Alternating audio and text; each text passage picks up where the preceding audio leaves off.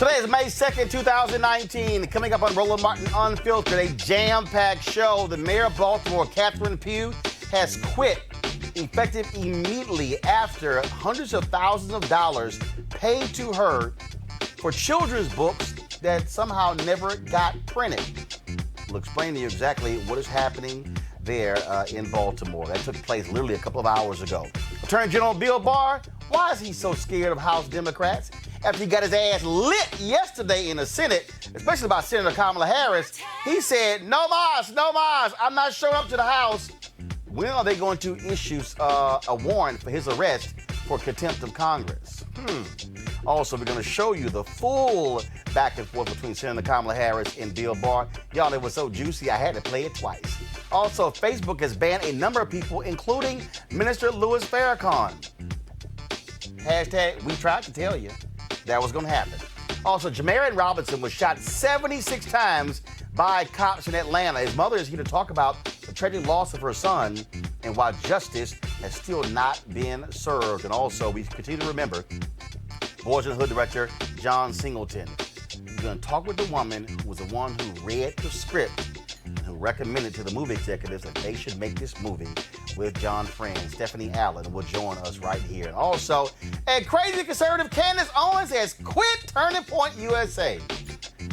But they've been calls for her to get fired from the group by other college chapters. Oh, y'all, I told y'all we got a hell of a show, and it's time to bring the funk on Roland Martin Unfiltered. Let's go.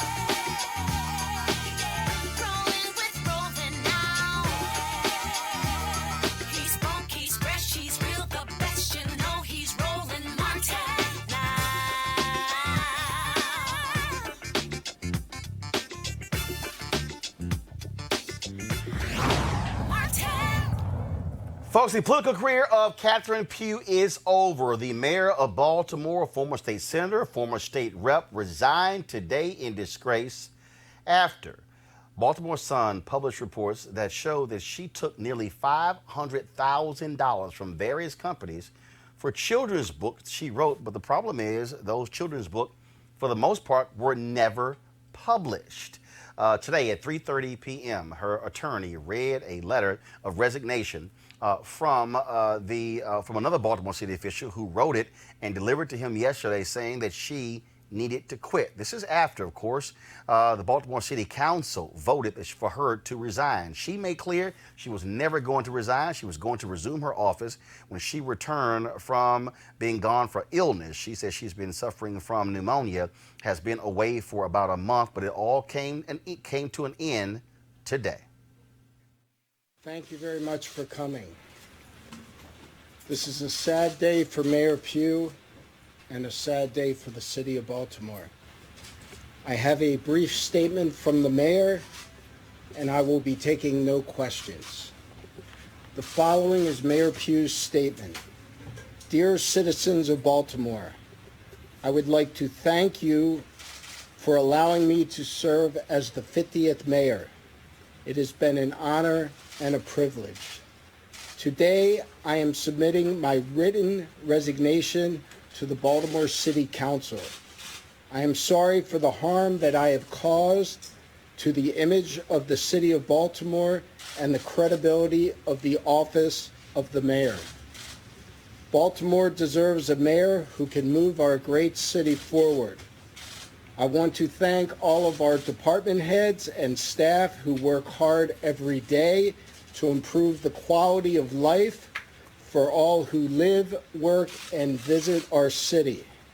I also thank Jack Young, the president of the City Council, for his steadfast leadership in my absence. I wish you well in your new role as mayor of Baltimore City. Sincerely, Catherine E. Pugh.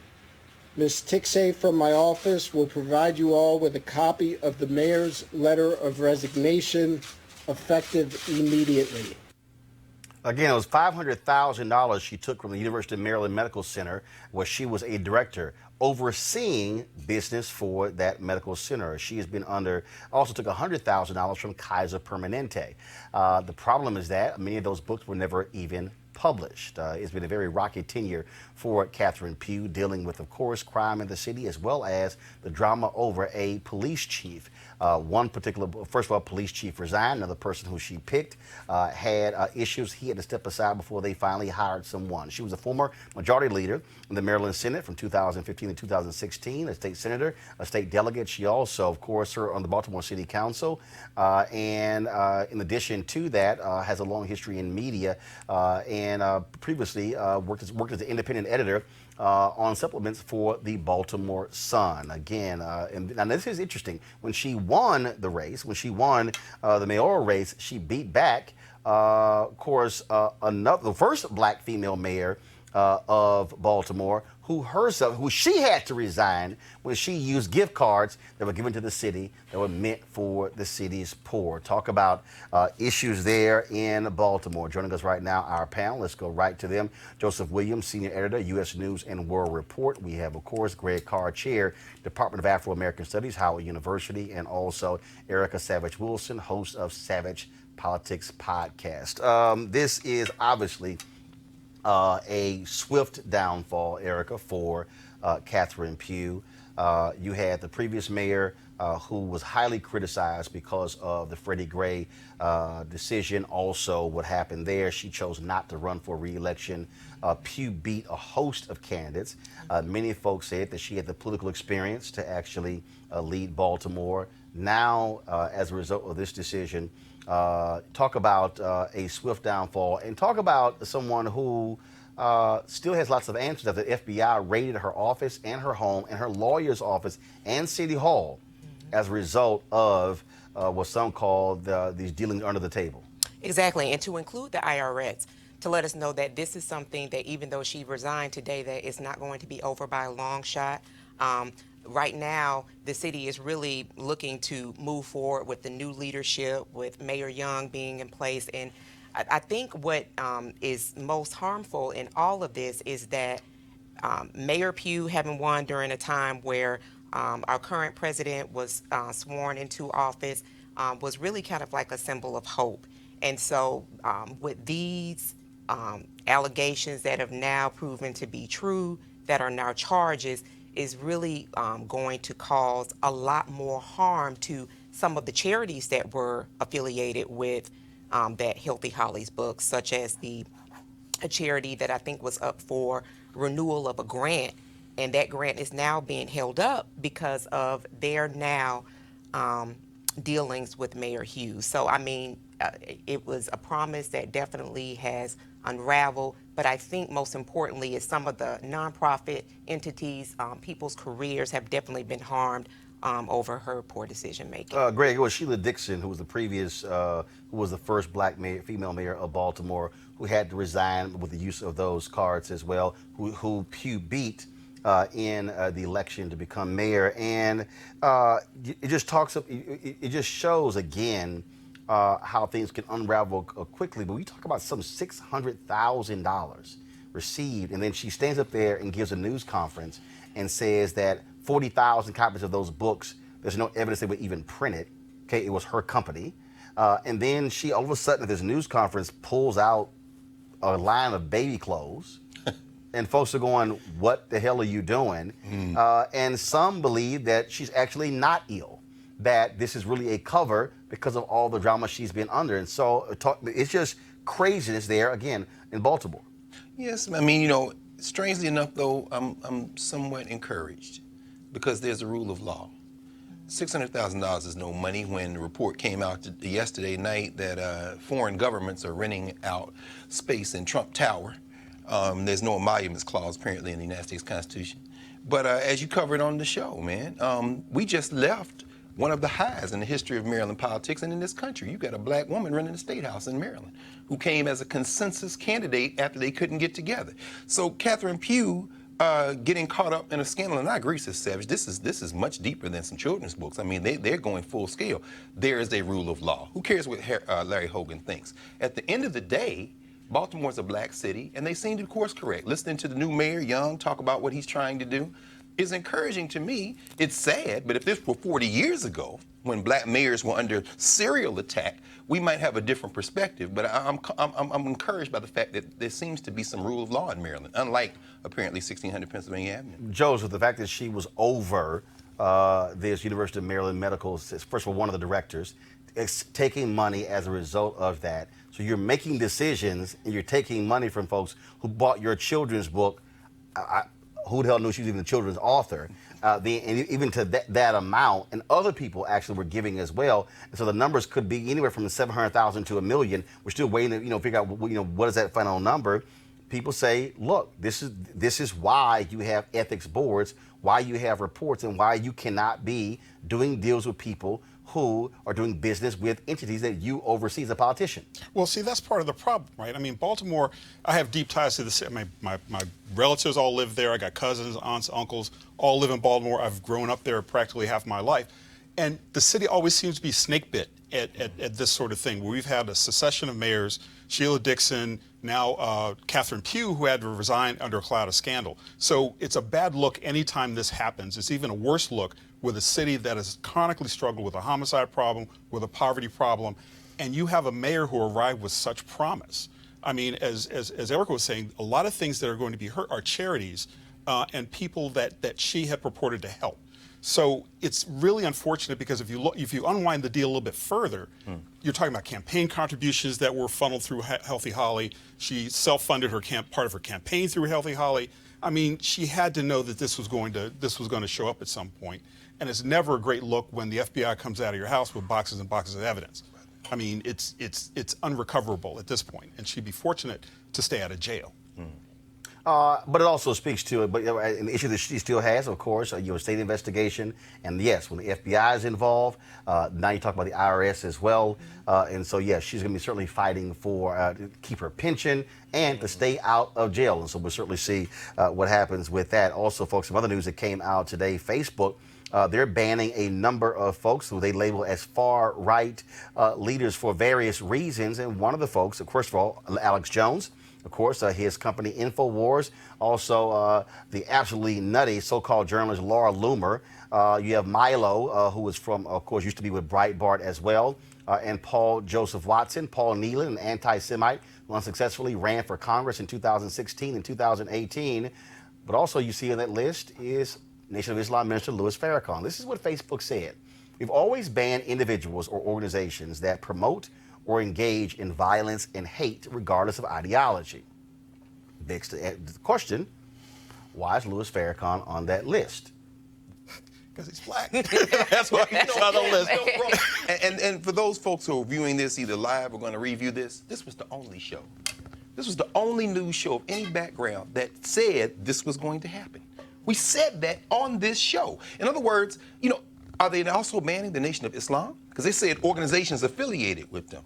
I'm saying, now, last I checked, Louis Farrakhan and Nation of Islam have not caused anybody to bust up in a place like Politics and Pros to try to shut down. That was kind of my thought. It's like, okay, fine.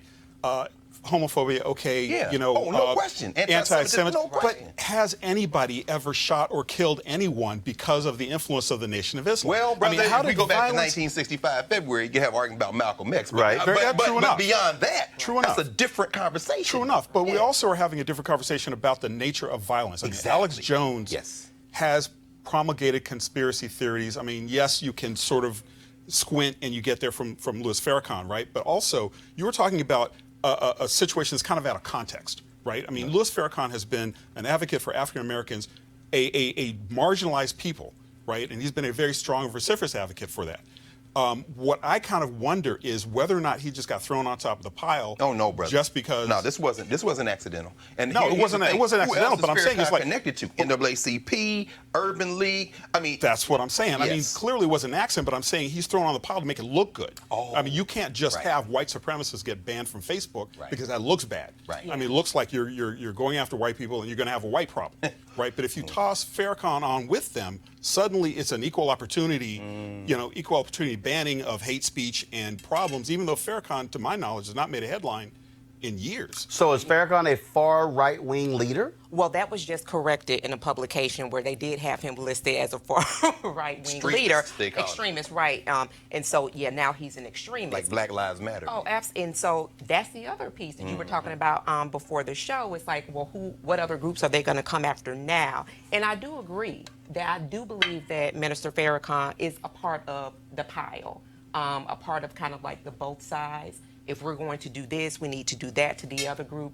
But I do think that this is really a time for us to understand why it's important that we have outlets like this, Black media, that do uplift and bring to the surface all of these different things that do impact us, violence, things that don't get raised to the top, the gun violence that we've suffered as a community for many, many years that now America is saying we have to do something about. Well, here's what's interesting. You have conservative Ben Shapiro, who is coming to the aid of Louis Farrakhan. Here we go to my iPad. This is a tweet that he sent out. If they can't, they're not operating as platforms. They're operating as publishers. I despise Louis Farrakhan. But if they can't articulate how he has spoken beyond the boundaries of the First Amendment or some other objective standard, at the least, banning him is wrong. He's not wrong about that. You know, I have students at Howard. They read Ben Shapiro, they listen to him, then they come and ask me all these questions. If you're talking about rule of law, again, First Amendment, we're talking about, is it hate speech? Have you incited violence? And again, I'm concerned because Farrakhan just spoke at Nipsey Hussle's funeral. So now you're going to start looking to try to ban the rappers? I mean, now we start talking about... Well, no, but that also begs the question, okay, so Farrakhan did speak at Nipsey Hussle's funeral. So then the question then becomes, does that mean that any videos of Louis Farrakhan cannot be posted? Come on, brother. Now, I was reading some of the pieces here, and they say that individuals can still post things by them, except there's been InfoWars. No one can publicize their events and things along those lines. But I would be very curious to know exactly the rationale for each one. For each one, because I would, because here's the issue. The issue does come. What is your standard, and then who's next? Because there is no standard. It's kind of you can look at the list and tell it's ad hoc almost. I mean, with the possible exception of Farrakhan's the only person who I can think of where there has not been some sort of violence or actual literal hate speech associated with those platforms. I mean, Milo is like a troll. Everybody knows that. And Facebook could be saying that his comments with regards to Jews is hate speech. Fair enough. But violence, though. But, well, I don't know. I mean, you know what, Ava... And that's why I would like an explanation. Right. I would. Well, but see, that's why I don't think you will ever get one. Well, I'll tell you what, though, Ava Muhammad and some of those lawyers in the Nation of Islam, they're not going to take this line down. They need to go to court. Let's just test the rule of law. Is there a First Amendment or is there not a First Amendment? If it's a hate speech exception, understand that. If it's fighting word exception, that's two. But what is Facebook? Because, again, I'm not on Facebook, but what is Facebook? It's a private business, right? So now we're beginning to test the limits, and you've got a guy sitting at 1600 Pennsylvania Avenue who has suborned violence. And actually, let's correct that, folks. Now, remember, Facebook also owns Instagram. Right. So they removed him from Facebook and Instagram. Nation of Islam, probably. Well, it just says Louis Farrakhan. So according to the Chicago Sun-Times, Facebook's official Facebook and Instagram pages, Farrakhan's official Facebook and Instagram pages had more than 1 million likes and followers before they were removed Thursday afternoon. His Twitter account with more than 336,000 followers remains active. And it says, post on Farrakhan's, here you can go to my iPad, post on Farrakhan's Facebook page often contain clips of his speeches and sermons, which has sometimes been streamed on Facebook Live. Many of those same clips are still posted to his Twitter account, where they have been viewed and shared several 100,000 times. They've touched the third rail, one of the third rails of black politics. Louis Farrakhan did not speak at Aretha Franklin's funeral, but it wasn't because he didn't have the opportunity to speak.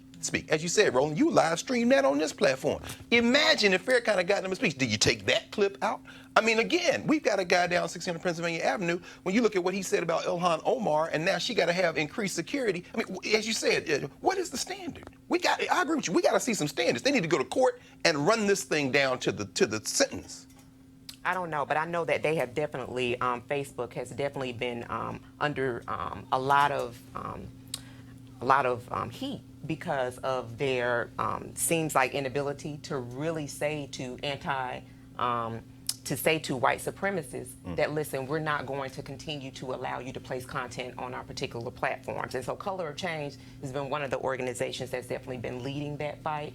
And so to kind of see that they've been doing that for years, to really pushing Facebook, pushing these social media, to include Twitter, to say to them that, listen, we're harmed by you all allowing these hate groups to continue to flourish on these platforms, and we've said that to you. So to see that they have removed some of them and to include Louis Farrakhan is a little bit curious. And then the enough is enough moment probably was the live streaming down in Australia, where not Australia but New Zealand, where the white guy shut up the mosque in Christchurch, exactly. But still, I think that unless there are clear and hard and fast guidelines, I don't think they have them, and I think they would struggle to come up with them. No. It's going to be ruled as it's going to be seen as an injustice on more than one. But and Color of Change and all these organizations need to be smart now. Don't be stupid. Anytime Ben Shapiro, who's an open enemy of so many things, comes out to defend Farrakhan, now you don't want to be trapped on the other side and say, well, we have to be fair and equal. Don't be stupid, because Black Lives Matter. These young people risking their lives in the street. This whole black identity extremist thing that the FBI tried to pull. This is a dangerous, slippery slope. Our people need to be smart now. Don't be dumb, because Ben Shapiro ain't no friend of Farrakhan. He's trying to protect himself. Right. So it's going to be real interesting again to see what we also, according to the Chicago Sun-Times, Nation of Islam, they have not responded as a result. But I can guarantee you Farrakhan is going to have a response in the show. And I'll be, matter of fact, I'll be calling Farrakhan tonight to see if they're going to actually make a comment. I'd love to hear if he wants to chat tomorrow. Wow. Right here on our show. Go ahead, protect Roland Martin Unfiltered at all costs. We'll see what happens. Mr. Farrakhan, you want to talk? We right here. We right here. We right here. And we stream on Facebook, YouTube, and Periscope. Wow. All right, folks. Bill Barr did not testify today before the House committee because he said, I ain't coming, because Chairman Jerry Nadler wanted staff attorneys to question him. And he felt that was beneath him. I really think it was because he got his ass whooped yesterday in the Senate, especially by Senator Kamala Harris. Now, today, House Speaker Nancy Pelosi came out and said that Barr absolutely lied to Congress, and the rule of law has to be followed as a result. And the question then becomes whether or not Democrats are going to have the guts to actually hold him in contempt. Are they going to send federal marshals to compel him to testify or throw him in jail?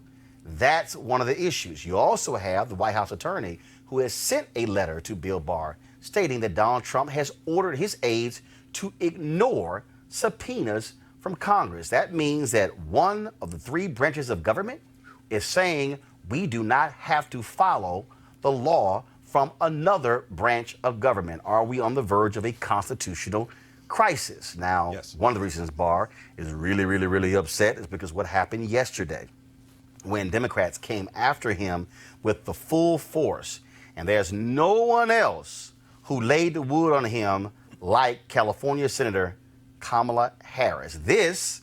And we played some yesterday, but it was so good. I told my staff, no, we got to play the whole thing. I want you to see the full questioning of how Senator Kamala Harris bore in on AG Bill Barr and made him uncomfortable to the point where he literally was in that seat squirming. And I'm sure he was probably saying, he probably got a call from Jeff Sessions like, she did the same thing to me, Bill. Y'all roll the tape. Thank you, Mr. Chairman. Attorney General Barr, has the President or anyone at the White House ever asked or suggested that you open an investigation of anyone? I wouldn't. Yes or no? Could you repeat that question? I will repeat it. Yeah. Has the President or anyone at the White House ever asked or suggested that you open an investigation of anyone? Yes or no, please, sir? The President or anybody else? Seems you would remember something like that and be able to tell us. Yeah, but I'm trying to grapple with the word suggest. I mean, there have been discussions of matters out there that They have not asked me to open an investigation, but Perhaps they've suggested, I don't know. I wouldn't say suggest. hinted, I don't know. inferred? You don't know? Okay. In your March 24th summary, you wrote that, quote, after reviewing the special counsel's final report. But I will say that no one. Sir, I'm asking a question.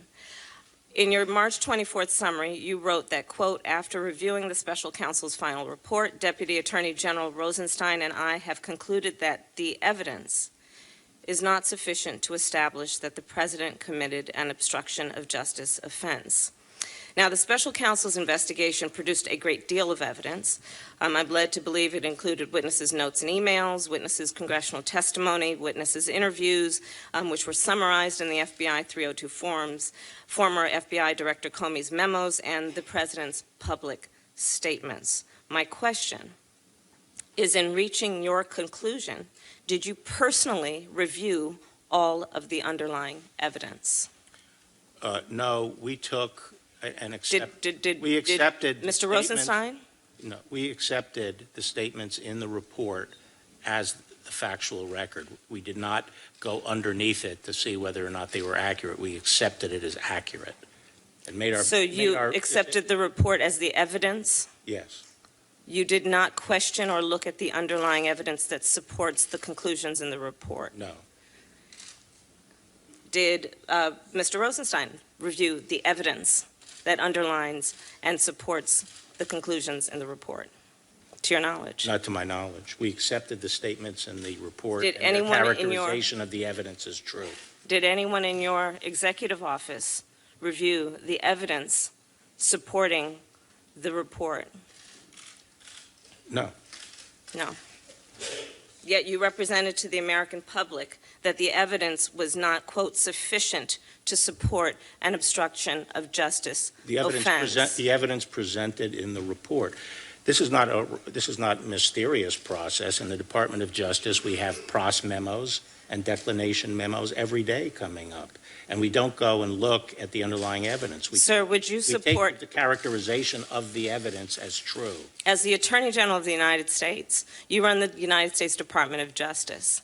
If in any U.S. attorney's office around the country, the head of that office, when being asked to make a critical decision about, in this case, the person who holds the highest office in the land, and whether or not that person committed a crime, would you accept them recommending a charging decision to you if they had not reviewed the evidence? Well, that's a question for Bob Mueller. He's the U.S. attorney. He's the one who presents the report. But it was you who made the charging decision, sir. What- You made the decision not to charge the president. No, in a pros memo and in a declination memo, You said it was your baby. What did you mean by that? it was my baby to decide whether or not to disclose it to the public. And whose decision was and- it? and- Who had the power to make the decision about whether or not the evidence was sufficient Prose- to make a determination of whether there had been an obstruction of justice? Prosecution memos go up to the supervisor. In this case, it was the Attorney General and the Deputy Attorney General who decide on the final decision. And that is based on the memo as presented by the U.S. Attorney's Office.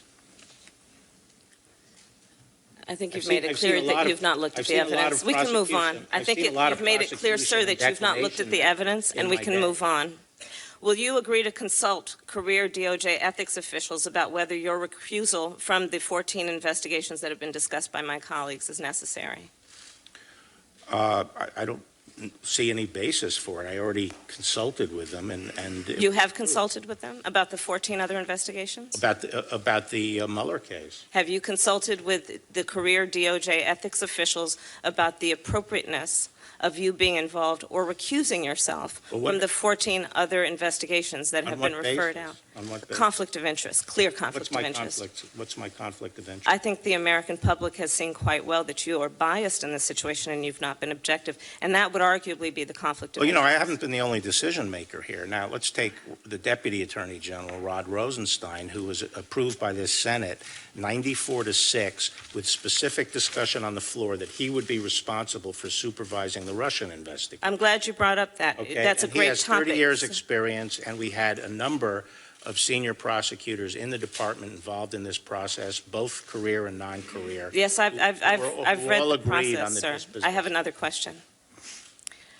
And I'm glad you brought that subject up because I have a question about that. Earlier today, in response to Senator Graham, you said, quote, that you consulted with Rosenstein constantly, unquote, with respect to the special counsel's investigation and report.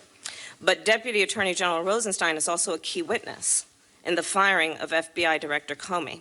Did you consult I'm not finished. Yeah. Did you consult with DOJ ethics officials before you enlisted Rod Rosenstein to participate in a charging decision for an investigation, the subject of which he is also a witness? My understanding was that he had been cleared already to participate in it by the. So you had consulted with them and they cleared it? No, I think they cleared it when he took over the investigation. Did you That's consult? my understanding. You don't know whether he's been cleared of a He- conflict of interest? He would be participating if there was a conflict of interest. So you're saying that it did not need to be reviewed by the career ethics officials in your office? believe to it- I determine believe if it was was- appropriate? Well, I believe it was reviewed, and I And what would was the also point finding? out this seems to be a bit of a flip-flop because when the president's Sir, supporters the were challenging flip-flop, I think, in this Rosenstein- case is that you're not answering the question directly. What? Did the ethics officials in your office, in the Department of Justice, review the appropriateness of Rod Rosenstein being a part of making a charging decision on an investigation which he is also a witness in? Yeah, so as I said, my understanding was he had been cleared, and he had been cleared before I arrived. In making a decision on the Mueller report? Yes.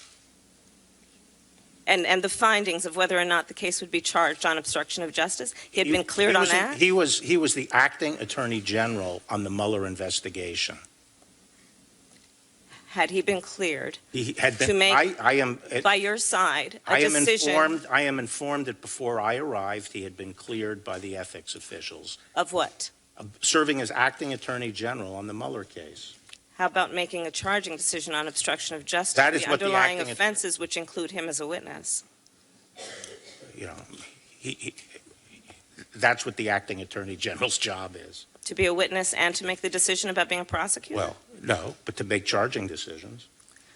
I have nothing else. My time is right out. Thank you. Senator.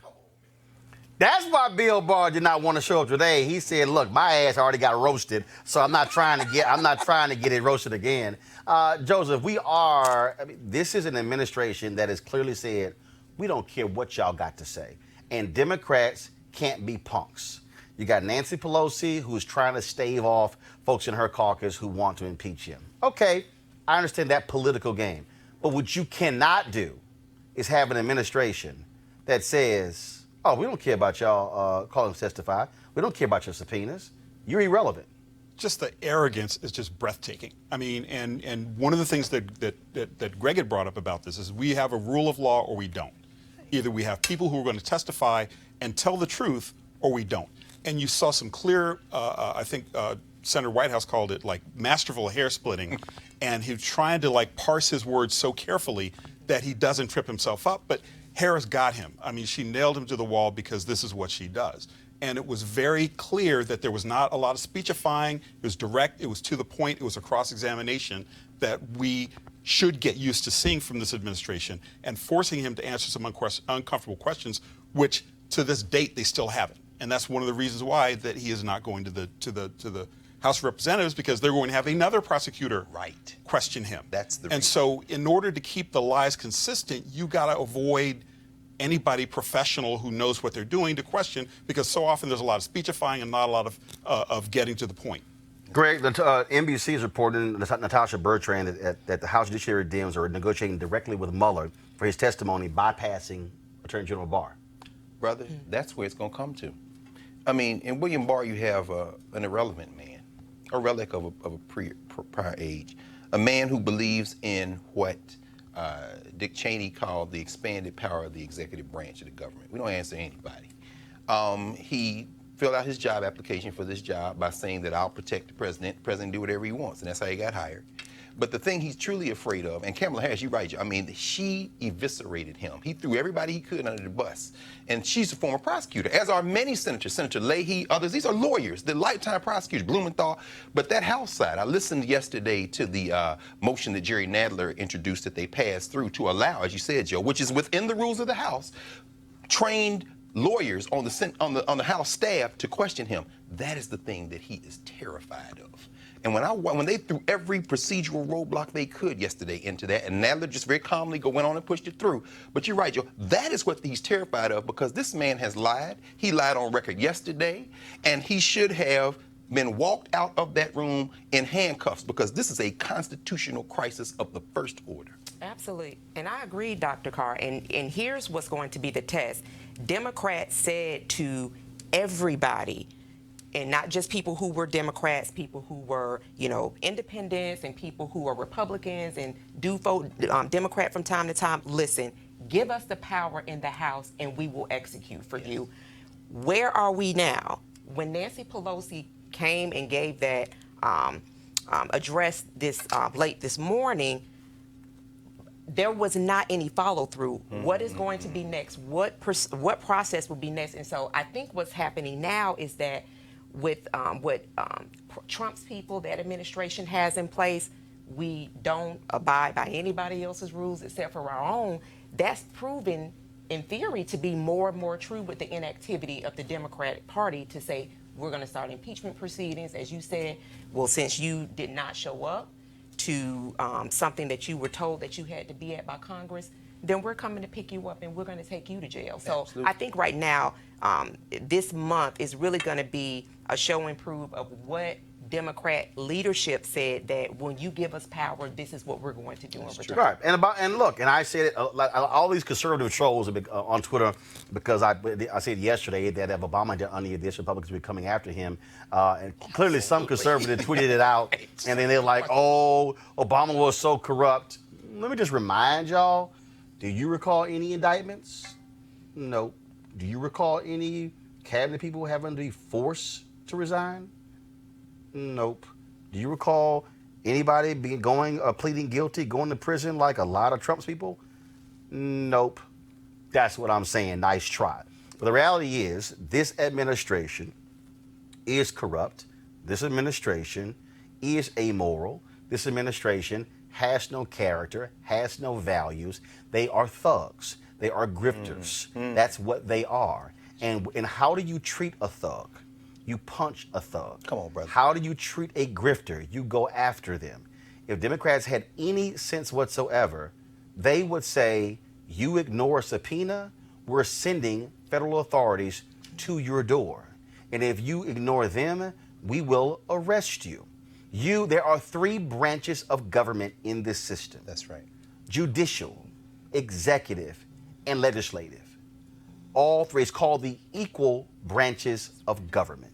And you cannot have any party, I don't care if it's Democrats or Republicans, say I'm going to ignore one of those branches. Richard Nixon tried that. And the Supreme Court affirmed that the Congress had the right to hear those tapes. And what did he do? He quit, because he knew the moment they pressed play, he was going to be impeached. The issue that you have here is an administration, a president, Donald Trump. I keep saying the hashtag, we tried to tell you. They had no honor or no decency. This is how he's always operated. And so the question is, will Speaker Nancy Pelosi, will she have the guts? Will Steny Hoyer? Will Congressman Jim Clyburn? Call him out. Will Congressman Hakeem Jeffries? Yes. Will the Democratic leadership literally say, you are not going to ignore the rule of law? Ball's in your court, Democrats. Do you have the guts to actually do it? Trump has one thing, though, that Nixon never had, which was a Republican Party that's complicit in a lot of these. It's true. I mean, the Democrats got to do what they got to do. I mean, there's no question. And you can't be scared to do it. Right. And you can't be focused on, well, this might hurt us in 2020. Guess what?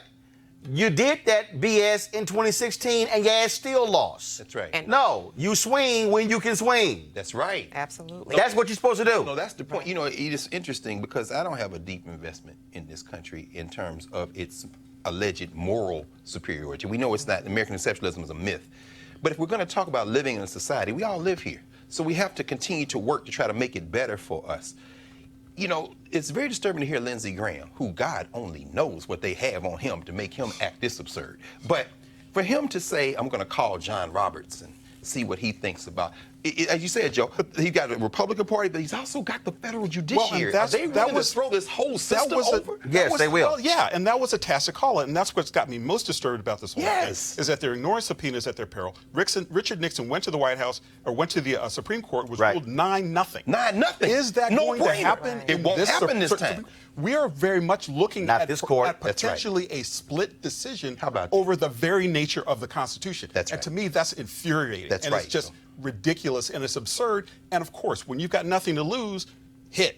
You know, Democrats need to do what they got to do. But we also need to be a bit realistic about the system, and that is that the Supreme Court is a little shaky in my view. Oh, very shaky, very shaky. Here's the deal, folks. Speaking of infuriating, 3 months ago, we had the Fulton County DA on this show because he wanted to call federal agents to testify in the case of Jamarion Robinson, who was shot 76 times as police tried to serve 2 arrest warrants for aggravated assault on a law enforcement officer. Folks, there were 14 law officers who were on the scene that day of the shooting from 8 different law enforcement agencies.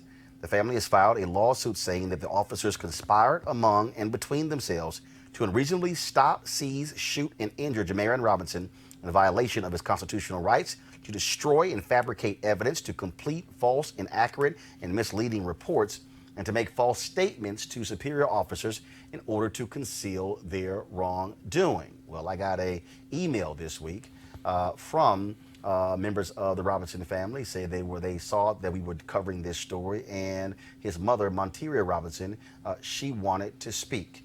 And so she joins us right now, along with Rashid McCall, senior investigator for Operation Research. The family hired him to look into this case.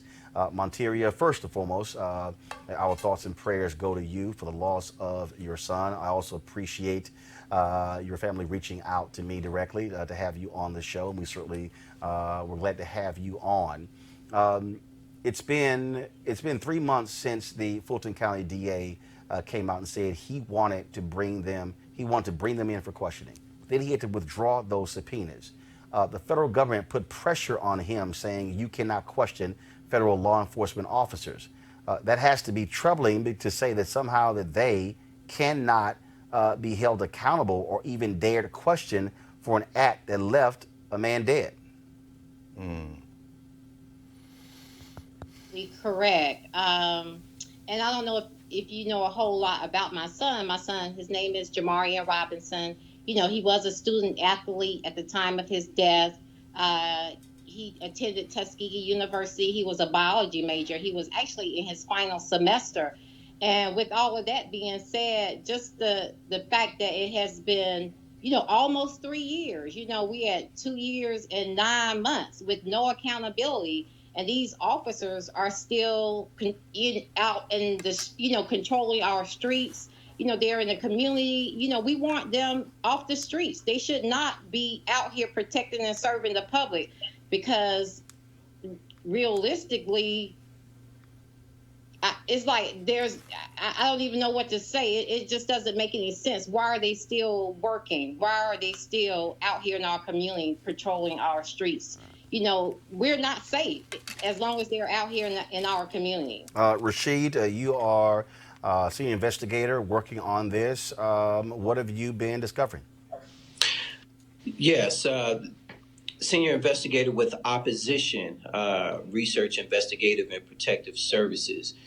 This is one of the most heinous cases that I have investigated in my 21-year career.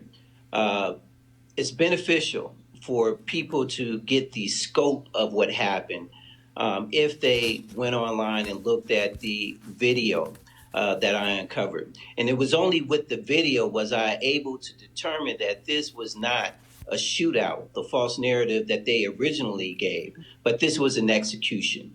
So when you go back and look at that video, the video opens up with, "Let me see your hands." And it's followed immediately with automatic fire. And that And that automatic fire, in addition to other shots, continued in excess of 3 minutes before a flashbang is thrown, which, if you understand that type of ordnance, it blows out your hearing and your eyesight. And then there's a lull. And when you watch the video in terms of that lull, you see these police officers on the outside, because the video is shot from an outside perspective, but they're outside just chilling. And we know police officers just don't chill in a gunfight. After that lull, you hear the video ending with automatic fire. And once that video was discovered and analyzed, I went back up to the top of that landing, cut open the carpet, and actually found the bullets that ended the video. Those were promptly taken to a ballistic expert. We compared them up under a microscope and determined that those were bullets that are consistent with bullets that are carried by law enforcement. And we even traced those bullets back to the weapon that they were fired from, which is an MP5 made by Heckler & Koch, which is a weapon system select fire that is normally carried by military and law enforcement. So when all this evidence was put together, it was clear that Jamarion did not participate in the shootout, that he was executed. And once he was shot with that last volley of gunfire, to add insult to injury, he was handcuffed and dragged down 20 steps and thrown into the living room to die out, as they hoped this story would. And that is egregious. Monterio, I want to ask you, the fact that you had 8 law enforcement agencies, 14 officers serving a couple of warrants, and for them to literally ignore a district attorney who wanted to investigate this and ordering folks, he accused the Department of Justice of trying to sweep this under the rug. That's absolutely correct. You know, as Rashid indicated, you know, there was not a search warrant, number one. This was not a federal crime. This was actually a state crime. After they shot and killed my son, and I'm going to give you a little details, my son was shot 6 times in the palm of his right hand, 5 times in the palm of his left hand. He was shot all down his arms, his torso, his thighs, his groin, his shins, his feet. As he stated, flash grenades were thrown, landing on his body. He was handcuffed and he was dragged down a flight of stairs. With all of that being said, I'm sorry, my phone is beeping in. It's okay, go ahead. With all of that being said, you know, this was a heinous act committed against my son, and we deserve accountability. You know, an officer's job is to assess a situation, de-escalate, and resolve the issue, not come with prejudice. And on that day, it didn't matter whose son it was. Just so happened on that day, it was my son. Absolutely.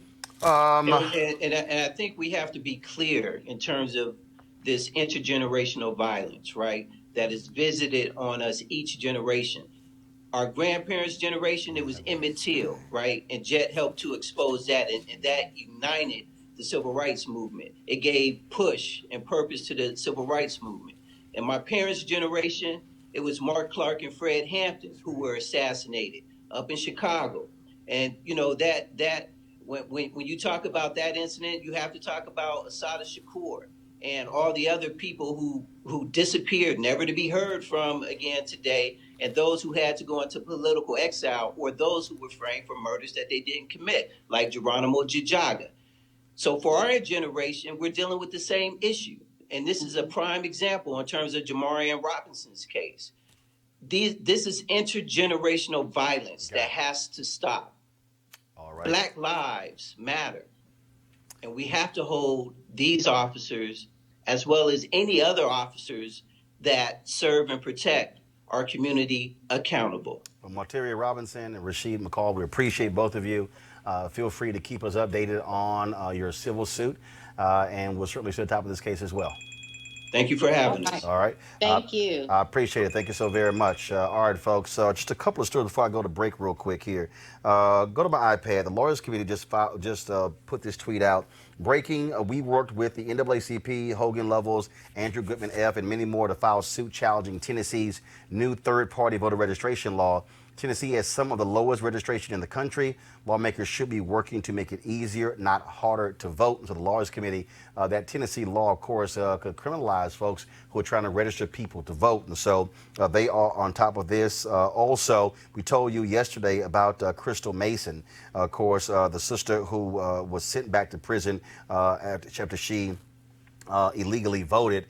This is a tweet that Sam Levine put out. Knew the Texas Court of Appeals will hear oral arguments on whether Crystal Mason, sentenced to 5 years for illegal voting, should get a new trial. Arguments will be heard June 4th in Fort Worth, Texas. This is the actual statement from the court there as well. Also, if you go to GoFundMe, she's been there for 7 months. She's also in danger of losing, she hasn't had a job. She's been in prison. She's now being transferred to a reentry home. She still faces 5 years in state prison. 5 years in state prison as a result. And so, because remember, she was sentenced because it was a violation of her parole on the federal level. So she still faces 5 years in state prison. She's on the verge of losing her home.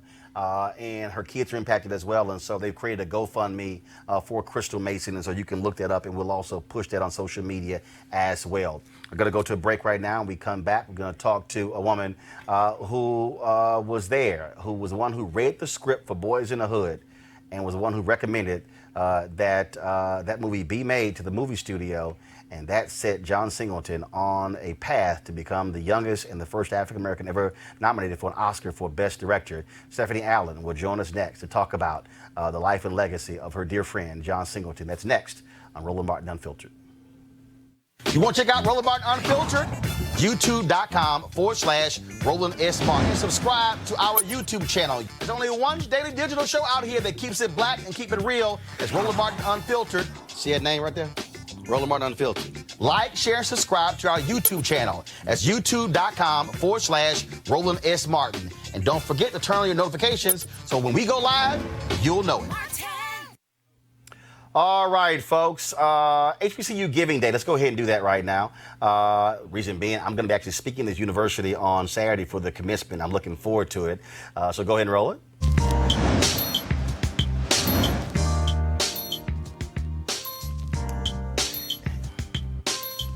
It's Virginia University of Lynchburg, located in Lynchburg, Virginia, founded in 1886. Notable graduates include Noel C. Taylor, Ann Spencer, and W. Henry Maxwell. If you want to support them, go to VUL.edu, VUL.edu. And again, I look forward to giving the commencement speech this Saturday to the graduates of Virginia University of Lynchburg. So it's going to be a great time had by all. Folks, we have been talking all week about the death on Monday of John Singleton, passed away at the age of 51. His family has also been encouraging black men to get tested for blood pressure because John suffered from hypertension for a number of years. Many people have talked about his impact on Hollywood, the number of people who he put in films their first shot, folks who also had never produced before, never directed before, folks who had never done all kinds of different jobs. But even John Singleton needed somebody who believed in him. So when he wrote Boys in the Hood, he submitted it to a number of different people. And my next guest is someone who was actually read that script. Stephanie Elaine joins us right now. She has known John Singleton for his entire career. Stephanie, welcome to Roland Martin Unfiltered. Thank you. Thank you for having me. So I'm reading so many different stories about John, his work, and then so I came across the story where you were the one who was reading scripts for one of the studios, and you came across this thing called Boys in the Hood. Yeah, it's something like that. I was actually in the story department. I had just been promoted, and I was looking to replace myself in the story department with a person of color. And John, I'd already actually read one of John's scripts, which we need to make now. It's called Twilight Time. It's an all-female starring script. And he was talented, but I heard he needed a job. And so I was interviewing him to take a reader job. Wow. But he only wanted to talk about one thing, and that was his latest script called Boys in the Hood. So you're interviewing him for a job to read scripts, and he's telling you, no. I got a script. I need you to read. Exactly. But it was even worse than that because he said, you can't read it because I'm going to direct it and I know how studios do you. And so basically I had to chase him for 2 weeks to get the script. Whoa. Stop. Hold up. Hold up. Yeah. You trying to hire him to be a script reader for the studio. You got this 22-year-old kid out of film school, never directed, telling you how this is going to go down, and you got to chase him? That's exactly right. Okay, I know at one point you said, I don't know who this arrogant Kappa think he is. Yeah, I got to go. Well, man, I got my Alpha shirt on, so I had to go ahead and do that. But, no, so what are you thinking? Like, why am I chasing him down? Because I'll tell you why. Because as soon as he started to talk about this story, I was enthralled. I knew that it must have been good because he felt it, he lived it, he was so excited about it, he could see it. And so basically I did track it down. It took me 2 weeks. I got it. I sat in my little tiny nook and I read it, and I was just streaming in tears. I went to school in Inglewood. I knew those kids. And I was like, wow, this is the whole reason why I'm here, to get this movie made. And I just made it my business to do like whatever I could to make it happen. But it was going to happen anyway because John was John, and he just was going to. I was lucky basically to be in a spot where I could help. So the studio says, yes, we'll go ahead and do it. And then John Singleton says, oh, by the way, I am directing this. No, he didn't bait and switch. He said, here's the script, and I am going to direct it. And then I think in the room, Frank said, well, what if I paid you $100,000 or $200,000, just for the script? And he was like, you could keep your money. He didn't care. He knew that was his destiny in a crazy, beautiful, lovely way. He knew that was his destiny, and it was infectious. Like, so he sat at the table. Everybody said yes, and then in 2 months we went off and started making it. Were you telling yourself, I ain't never seen a young black man roll into a Hollywood studio like this? Never. But and it was different because Spike was making his own movies. He was raising his own money and making his own movies. So, and John was so enamored with Spike. He loved Spike. Spike was like his idol, and really somebody who made him feel like I have to do the West Coast answer, like what's happening out here, and yeah.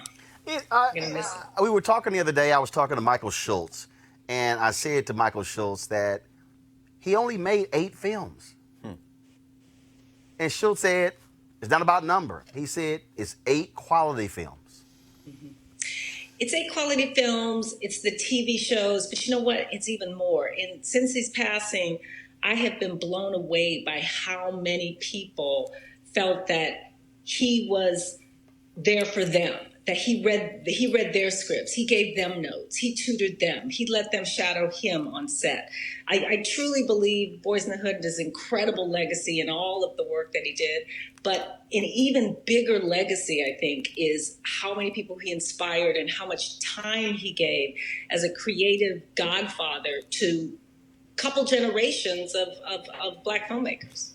Last time you talked to him? A couple weeks ago, we were we were chatting about some business we had, and it was almost time to get back on that boat because I'd been on the boat a couple times. He was an amazing sailor, but I started sailing with him at the very beginning. So I do have a crazy story where we almost went under on the boat, but he stuck with it just like he did with everything, and he became a master sailor. And I just picture him on that boat. My panel has some questions. I'm going to start first with Joseph. Hi, Stephanie. Nice to meet you. It just sounds wonderful. This is quite an incredible story. Can you talk a bit more about his legacy? I mean, I know that he basically was a phenomenon, but a lot of people don't know or haven't talked about the fact that he nurtured nurtured and mentored some other people behind him, and that he probably is going to open the door for so many other people. Are there people in the pipeline who you think we might think about or keep an eye on? And also, sailing, really? John Singleton from South Central? That's fascinating. For years, he's had a beautiful sailboat in the marina, and he goes out on it every day. He goes out and he invites people out, and we sail up and down, and he points out the land and the whales, and it's pretty amazing. It's beautiful out there. John helped so many people. You know, just from that first amazing entity called Boys in the Hood. Every single actor on there. But it's, like I said, it's more than that, because then the next time he did it again. Next time it was Janet, who had never had a feature role, Janet Jackson, and Tupac. You know, he managed to, and then Maya Angelou, you know, was in Poetic Justice. That was amazing. We shot that right after the uprising in '94. God, it just goes on. You know, and Craig Brewer is a perfect example, because when I read Hustle and Flow, I fell in love with this voice. I had been trying to shop it, trying to find somebody. I gave it to John, and it took him a couple months, but then he read it and called me back, and he was like, "This is so dope. We're going to make this movie."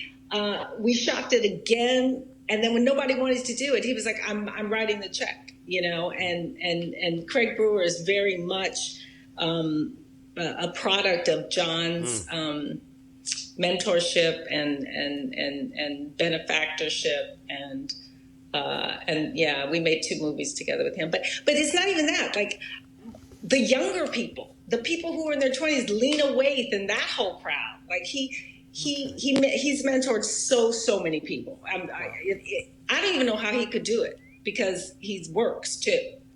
Erica. Great to be able to speak with you.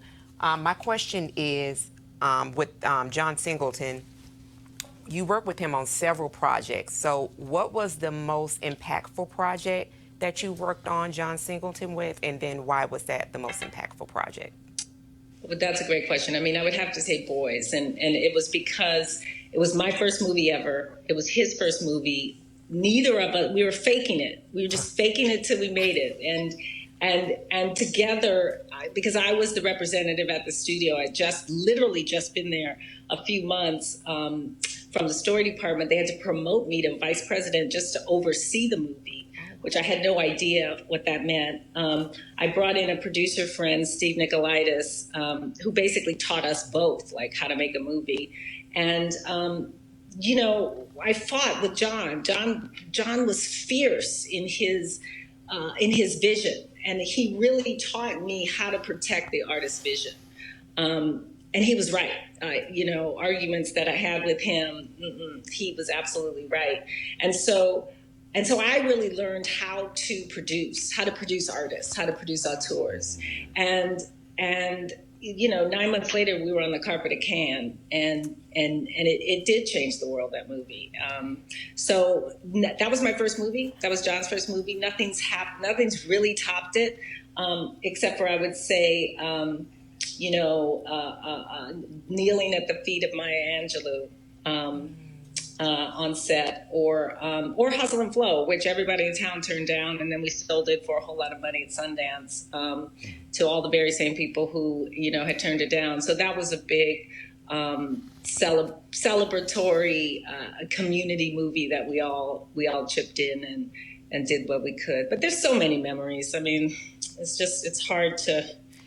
You know, my son is an actor, and he starred in Snowfall. And so at the very end of 2 in the morning, I get this text, and it's John Singleton and my son, Wade Elaine Marcus, hugging and grinning, and they're on set, and John was directing Wade in an episode of Snowfall. And that was, of course, a huge full circle moment. Greg Carr. Stephanie, my sympathies, and it's really wonderful to hear these stories. You know, I'm thinking about how much has changed and how much hasn't changed. And for you to be sitting at Columbia, just new there, and be able to push this through, how is it still difficult for our artists to have those pathways to stand in their truths and tell their stories? I'm asking that because, of course, he was influenced by Spike and Robert Townsend and others, but I'm thinking about another set of L.A. creative artists coming out of UCLA, the so-called L.A. Rebellion. You know, Haile Garima, Charles Burdett, one of the great directors, of course, Julie Dash and others. That nexus between independent filmmakers who say, I'm going to make this the way I want it, and industry filmmakers, people like you, who enabled John Singleton, who shows up out of USC, but also with an agent. In other words, he's kind of an anomaly. You know, how important is it for people like you to sit at that crossroads so that our young people don't have to compromise their vision, and so that these great filmmakers like Dash and Garima and Burdett, who've made this incredible body of work, could perhaps even be in the industry while preserving their independent insurrectionist mindset? It's a really great question, and I have two answers for you. One, the gatekeepers have got to be diverse. They have got to reflect the constituency. You cannot have, and it hasn't changed that much. When I was a studio executive, there was one other person of color, in that division at the table, but it hasn't really changed that much. But what has changed are the opportunities, because the streamers. We made 2 movies in the last couple of years at Netflix. One is Juanita. If you haven't seen it, please see it.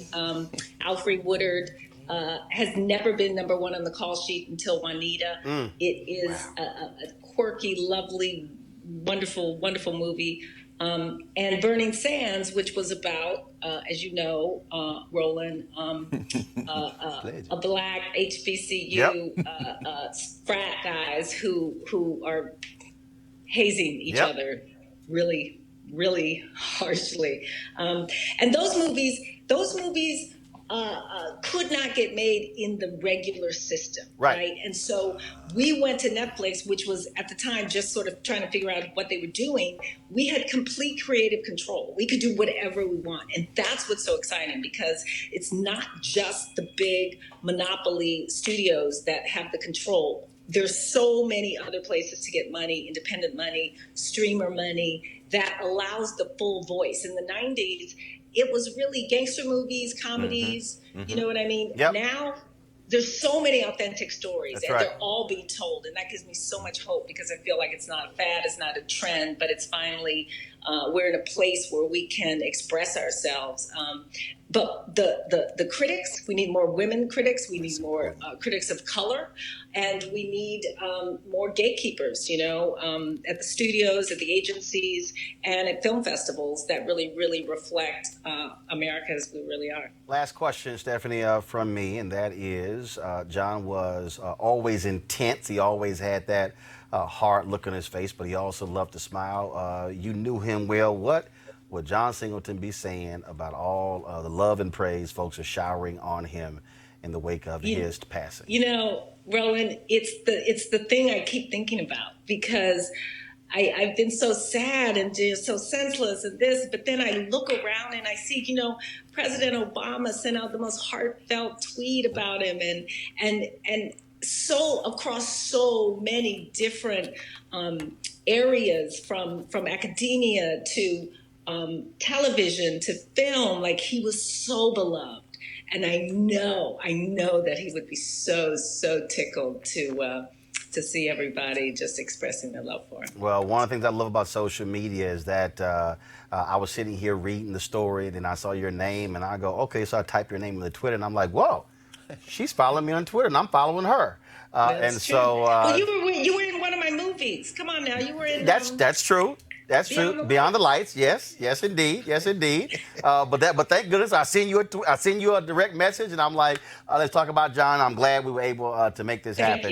Thank you for giving me the opportunity, and thanks for what you do. Appreciate it. I appreciate it, Stephanie. Thanks a bunch, and we'll chat soon. Take care. Bye-bye. Folks, tomorrow we'll be chatting with the founder of American Black Film Festival, Jeff Friday. John Singleton was a huge supporter of the American Black Film Festival, and so we will be chatting with him tomorrow right here on Roland Martin Unfiltered. Real quick, that girl Candace Owens, she quit Turning Point USA. That's all attention it deserves. All right, folks, if you want to support Roland Martin Unfiltered, y'all want to support Roland, that's about it. If you want to support Roland Martin Unfiltered, go to RolandMartinUnfiltered.com, join our Bring the Funk fan club. We certainly would appreciate you supporting us. Again, your dollars make all of this possible. And the reality is this here, This is the place where we can talk about, just like John Singleton said, I'm going to do this thing my way. Well, somebody was asking me the other day, they said, so, one woman yesterday, she said, so when you're deciding stories, what's your process? I said, just me. And then she said, that's it? I said, yeah, we got staff. I said, but just me. And I was trying to get her to understand, again, the power of ownership, but also when you have a vision, you live to that vision. And so it's important for us to tell our own story, control our own narrative, which also means that we have to support our own as well. Y'all heard Stephanie say that when the studios did not want to make Hustle and Flow and they shopped it around, John said, I'm going to write the check. That's important, which is why we have to be willing to fund our own as well. And so that's what I do here. And some of y'all may not realize it, but I actually don't pay myself a salary for doing this show. We ensure everybody else gets paid, and so your dollars do make it possible. And so we want you to join our fan club right now. You can pay via Cash App, PayPal, Square, you name it. We got it all possible. If you want to mail a check, you can do that as well. So send us an email if you want to. So we shall see you guys tomorrow right here on Roland Martin Unfiltered. Be sure to tell a friend, like us, subscribe to our YouTube channel, like us on Facebook and Twitter as well, Periscope, so we can keep telling our own authentic story. And guess what? We don't have to ask anybody else's permission. Holla!